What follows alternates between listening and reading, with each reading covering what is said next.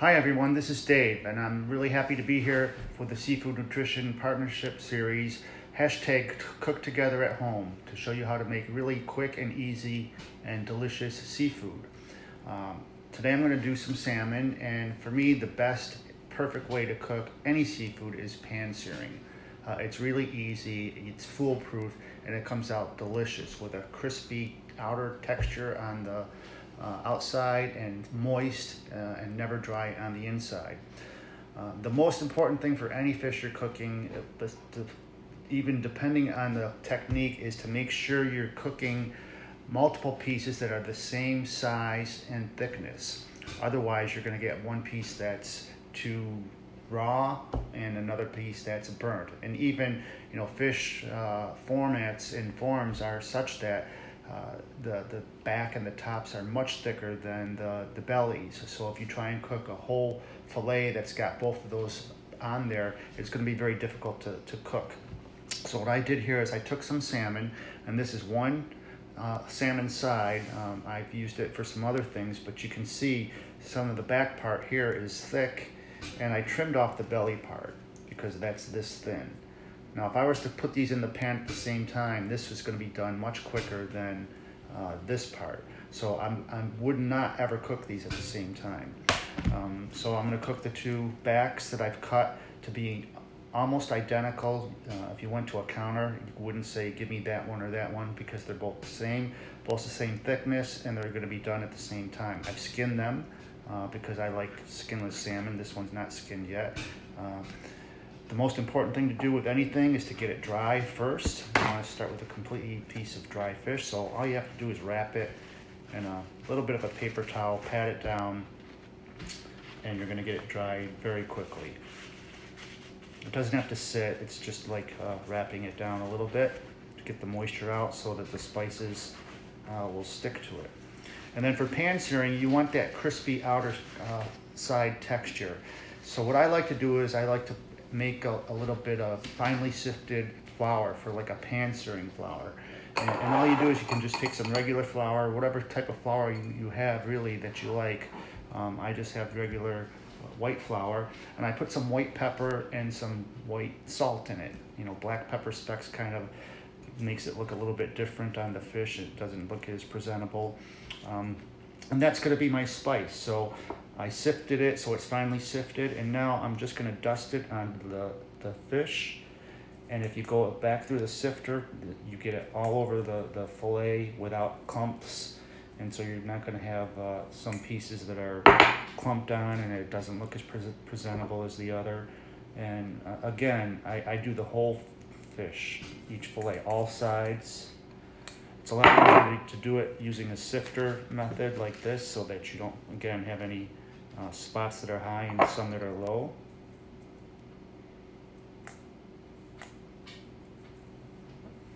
And this really helps you to get a nice crispy base all the way around.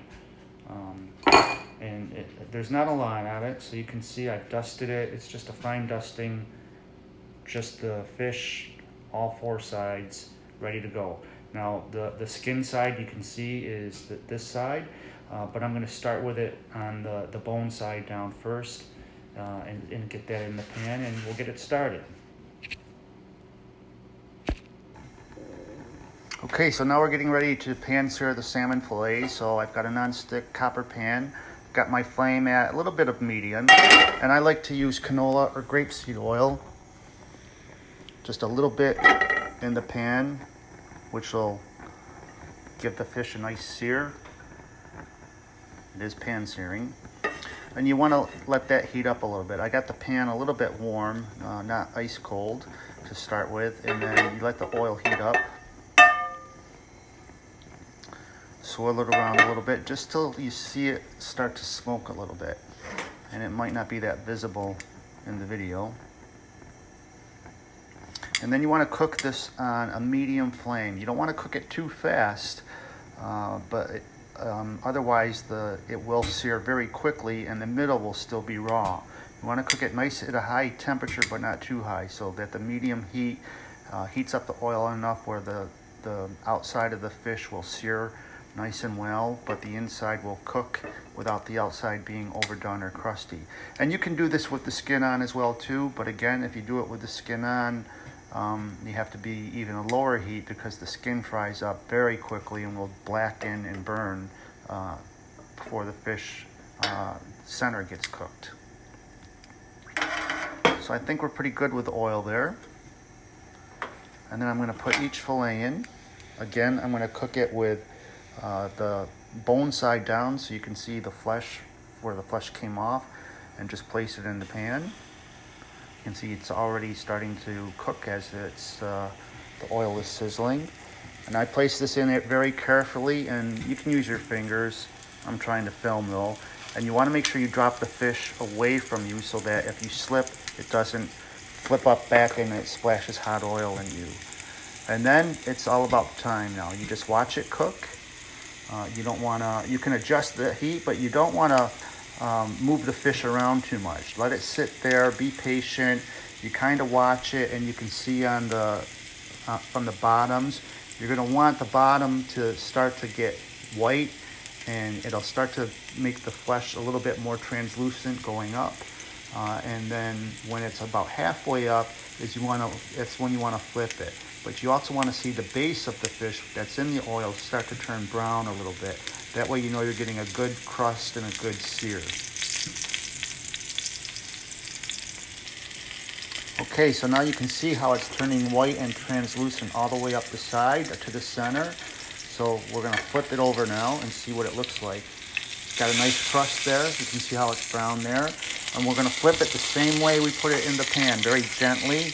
Try not to drop it, and flip it away from you, not towards you. So that's going to be really nice and crunchy, but not overdone. And the bottom now will start to cook all the way up. And the bottom now, if you flipped it, will cook faster because it's warmer than when you put it in the pan for the first time. So this will be done very quickly.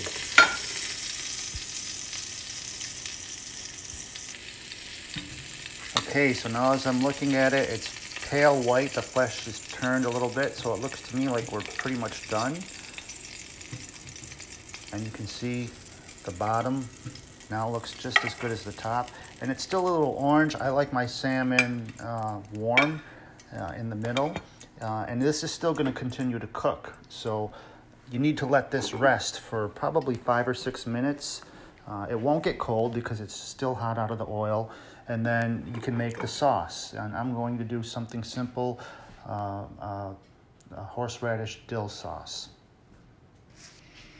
Okay, so while our salmon's resting, I'm going to make one of my favorite and easiest sauces to make that I love with salmon.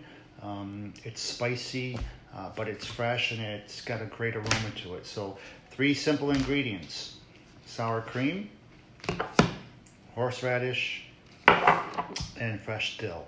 So remember, we already have white pepper and salt on the salmon. You can do lemon, you can do a honey mustard, you can get a bottled marinade if you want, but to me this is so simple.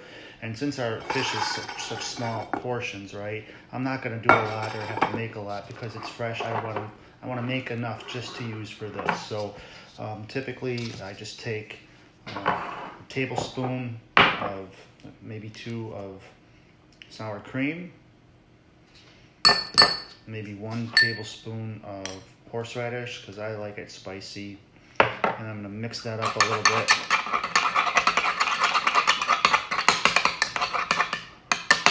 See if I like it. It's good. You might need a little less horseradish if you don't like things spicy. And then for the fresh dill, you don't want the big stalks, so again, just chop off, pull a little bit off. And for presentation, you don't even really need to put this in the sauce. You want to put it on top. So for this part, I will just plate the salmon a little bit. Then I will put my horseradish cream sauce on it.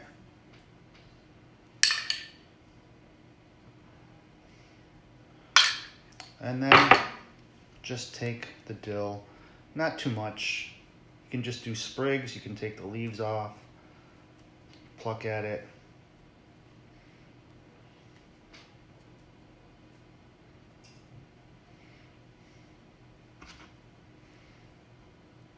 Keep your fingers dry, otherwise it gets a little, it sticks to your fingers. And then here you have it. Oh, well, there you have the finished product. And easy, and it's going to be delicious. Enjoy.